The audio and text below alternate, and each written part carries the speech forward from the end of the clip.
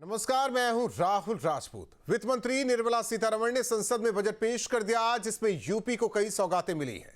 वित्त मंत्री निर्मला सीतारमण ने वाराणसी में पानी के जहाजों की मरम्मत के लिए पोर्ट बनाने का ऐलान किया। इसके अलावा प्रदेश को 1500 किलोमीटर के 2 हाई स्पीड रेल कॉरिडोर मिले हैं। बीजेपी ने इस बजट को आशा और आकांक्षाओं का प्रतीक बताया है। वहीं विपक्ष के मुताबिक बजट को विपक्ष समझ से बाहर बता रहा है और सिर्फ सपने दिखाने वाला बताया है।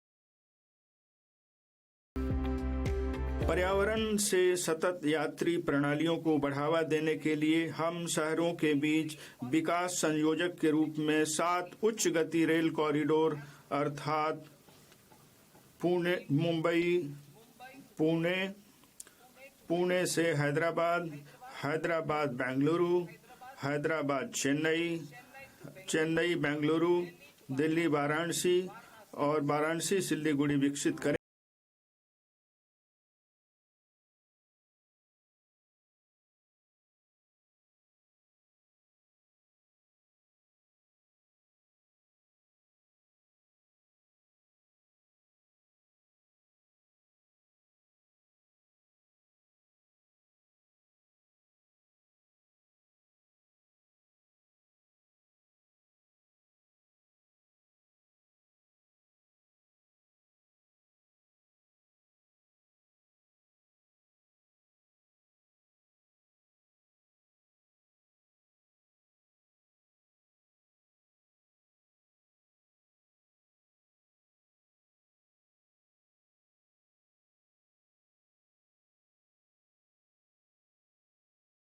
हम सार्वजनिक अवसंरचना को बढ़ाने के लिए कई पहलें की हैं। हम 5 लाख से अधिक आबादी वाले टियर 2, टियर 3 शहरों में अवसंरचना के विकास पर जोर देना जारी रखेंगे, जिन्हें विकास केंद्र बनाने के लिए विस्तारित किया गया है। सरकारी कैपेक्स वर्ष 2014-15 में 2 लाख करोड़ से कई गुना बढ़कर वित्त वर्ष 2025-26 में 11.2 लाख करोड़ हो गया है। वित्त वर्ष 2026-27 में मैं इस गति को जारी रखने हेतु इसे बढ़ाकर 12.2 लाख करोड़ करने का प्रस्ताव करती हूँ।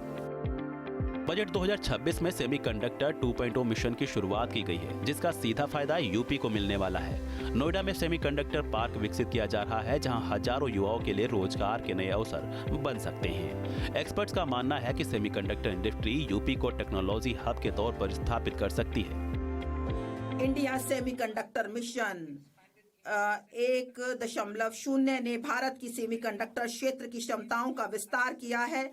इससे आगे बढ़ते हुए हम उपकरण और सामग्रियों के उत्पादन, पूर्ण सुसज्जित भारतीय आईपी डिजाइन तथा आपूर्ति श्रृंखलाओं को मजबूत करने के लिए ISM 2.0 का शुभारंभ करेंगे। हम औद्योगिक को विकसित करने तथा कुशल जनशक्ति तैयार करने हेतु उद्योग आधारित का भी करेंगे। अप्रैल 2025 में 22,919 करोड़ के परिव्यय के साथ आरंभ की गई इलेक्ट्रॉनिक घटक निर्माण योजना में पहले ही लक्ष्य में दोगुनी निवेश हुआ है। इस तेजी का लाभ उठाने के लिए हम परिव्यय को बढ़ाकर 40,000 करोड़ करने का प्रस्ताव करते हैं। बजट में काशी पर खास फोकस साफ नजर आता है, जहां port, 2 high speed rail corridor और पर्यटन की जुड़ी योजनाएं शामिल हैं। वहीं दूसरी तरफ बजट पेश होने के बाद राजनीतिक प्रतिक्रियाएं भी तेज हो गई हैं। मुख्यमंत्री योगी आदित्यनाथ ने बजट 2026 को आशा और आकांक्षाओं का प्रतीक बताया है। सीएम योगी ने कहा कि ये बजट नए भारत और विकसित भारत की संकल्पना को मजबूती देता है। अलग अलग सेक्टर में रिफॉर्म को लेकर के जो बजट प्रस्तुत किया गया है, यह आम नागरिकों के जीवन को सहज और सरल बनाने में मदद करेगा।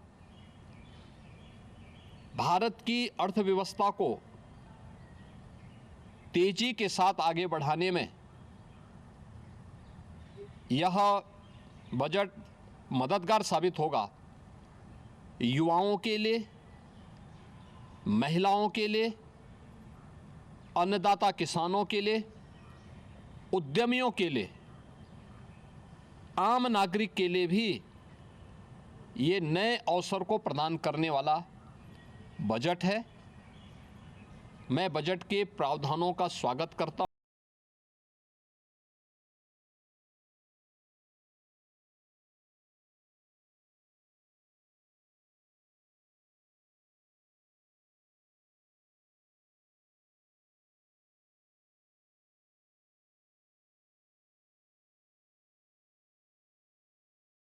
सरकार से जब उम्मीद नहीं है तो उनके बजट से क्या उम्मीद होगी।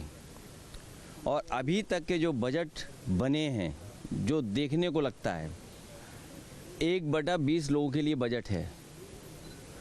इसका मतलब ये हुआ कि 5% लोगों के लिए बजट बनाया जाता है। बजट के माध्यम से भाजपा अपने लोगों को सेट करती है, उनको मुनाफा कैसे हो, उनकी तरक्की कैसे हो।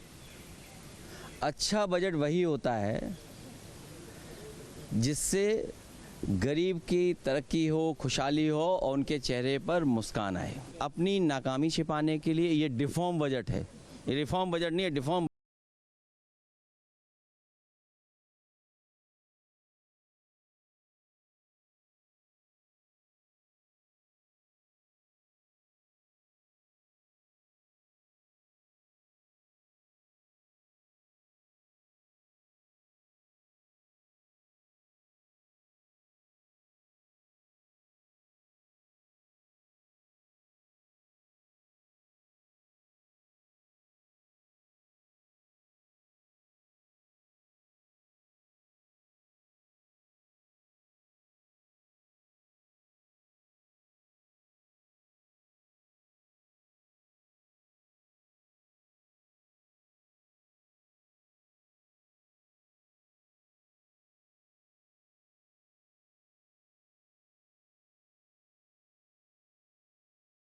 आपके मोबाइल पर तुरंत आएगी ब्रेकिंग न्यूज। स्क्रीन पर सबसे पहले दिखेगी बड़ी खबर। देश दुनिया की हर खबर एक जगह। अब आपके मोबाइल पर तुरंत फटाफट इंस्टॉल कीजिए न्यूज नेशन ऐप और रखिए खुद को अपडेट।